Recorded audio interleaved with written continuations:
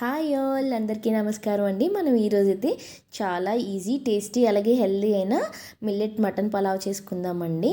దానికోసం ఫస్ట్ అయితే నేను మూకుడు పెట్టుకుని దాంట్లో ఒక 2 స్పూన్లు ఆయిల్ వేసుకుని 2 పచ్చిమిర్చి అలాగే ఒక పెద్ద ఉల్లిపాయ వేసుకుని చక్కగా మూత పెట్టయితే మగ్గించుకుందామండి.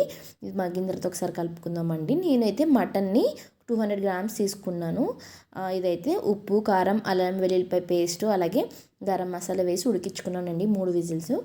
ప్రెషర్ పోయిన తర్వాత చక్కగా ఓన్లీ మటన్ తీసి ఉల్లిపాయ ముక్కలు వేసి చక్కగా వేపుకుందామండి. ఒక 2 నిమిషాలు వేగిన తర్వాత మనం మటన్ ఉడకబెట్టుకున్న వాటరు అలాగే సరిపోకపోతే ఇంకొన్ని ఎక్స్ట్రా నార్మల్ వాటర్ వేసుకుని 1:3.5 రేషియోలో అంటే 1 కప్కి 3.5 కప్పులు నీళ్ళు లెక్క వేసుకొని చక్కగా కొత్తిమీర వేసి మరిగించుకోండి. ఉప్పు కారం అవి చెక్ చేసుకొని సరిపోకపోతే వేసుకోండి. అన్నీ అడ్జస్ట్ చేసుకున్నాక మనం నైట్ అంతా నానబెట్టుకున్న లేదా 8 గంటలు నానబెట్టుకున్న మిల్లెట్స్ వాడండి. ఏ మిల్లెట్స్ అయినా వాడొచ్చండి. నేనైతే అరికెలు వాడాను, అవి పొడి పొడిగా ఉంటాయి అని చెప్పి.